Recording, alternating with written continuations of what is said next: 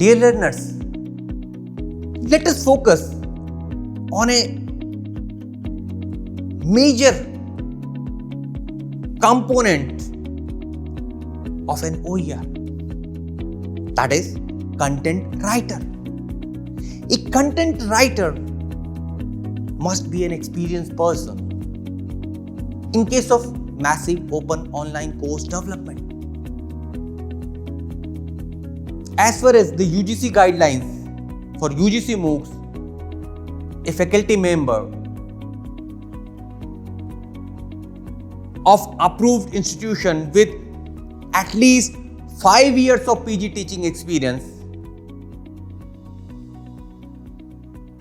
can be a subject matter expert or the course coordinator. While in case of other platforms, there is no such rule. If you are going for other platforms like SlideShare, OER Commons, there is no rule. You can plan the OER. You are a scholar, you are a student, you are a faculty member, doesn't matter. Prepare good quality content and you can upload it into that platform. For small pieces of OER, simple handwritten notes can work. No issue, no problem. You have taken the class, you have gone through a particular topic, prepared a note and shared it in a social media. It may be WhatsApp, it may be Facebook, it may be any platform. It will be an OER. For bigger projects like MOOCs, experienced content writers are needed.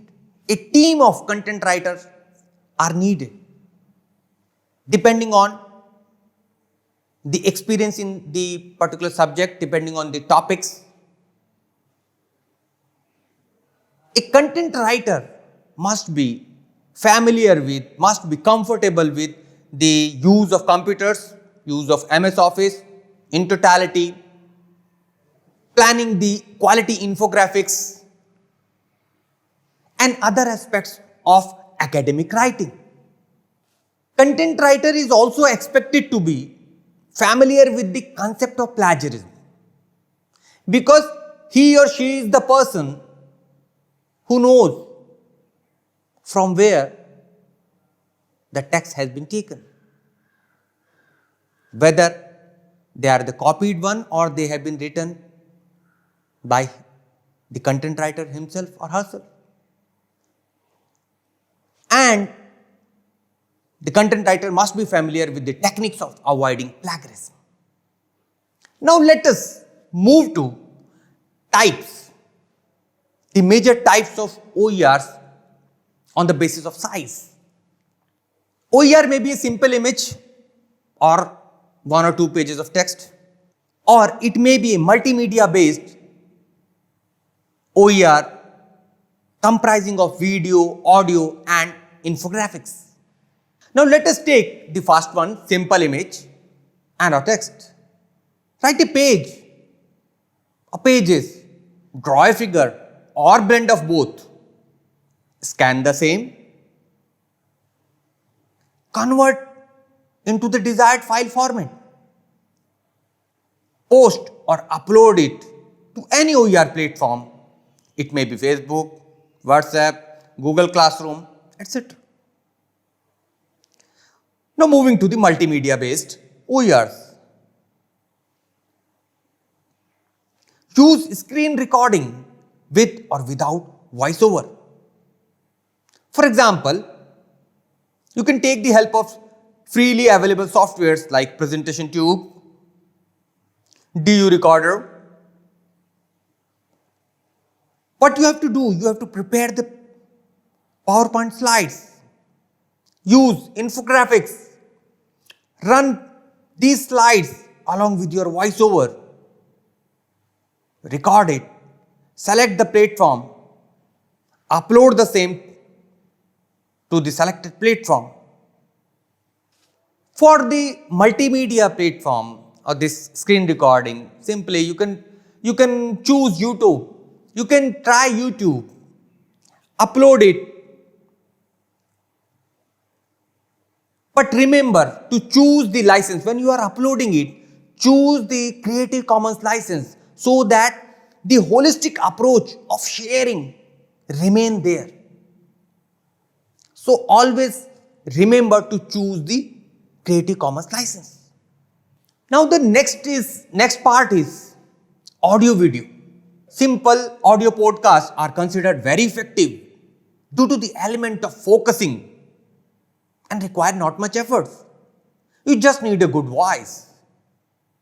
But it may be limited to the topics which are theoretical completely or do not require infographics. What you have to do, record audio in your smartphone or in any other suitable device, upload on suitable platform and share with the CC license, that is Creative Commons license. The next video presentations are the most challenging one. But it most simplifies the topic. But it most effectively simplifies the topic. Let us take a quick overview of types of video presentations. The video presentations may be of various types. The very first one is talking head, as I am addressing all you people. This is a talking head. The next is presentation slides with voiceover. Picture in picture. Text overlay. Tablet capture, as it is called Khan style or Udacity style, in which whatever you are writing in tablet is recorded. Actual paper, whiteboard or glassboard. It is very common in high-end learning channels like Topaz and other forms of learning portals. Screencast, in which whatever going on into the screen is being recorded. Then animation, classroom lecture, recorded seminar, and the conversation. The conversation may be one-on-one, or it may be a group of person, it may be a group discussion. However, depending on your requirement, depending upon your requirement of the OER or the MOOC, you can plan a good mix of video lecture presentation. Video e-learning increases the ability of an online course to effectively transfer knowledge.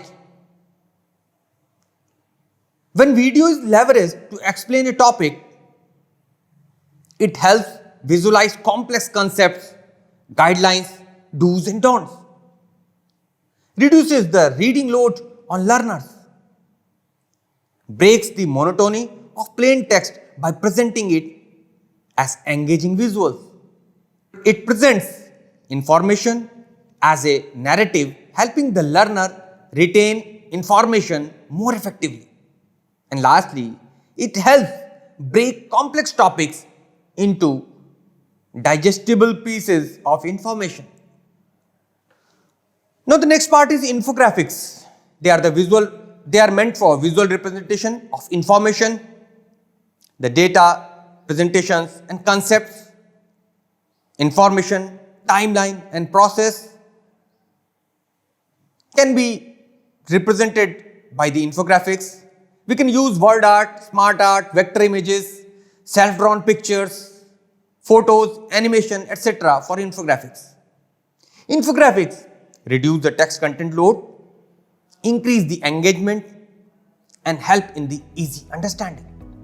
So we discussed in this section what is expected from a content writer for OER.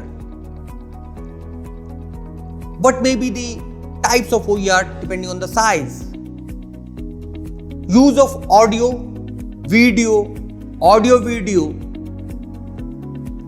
presentations for the OER, and effective use of infographics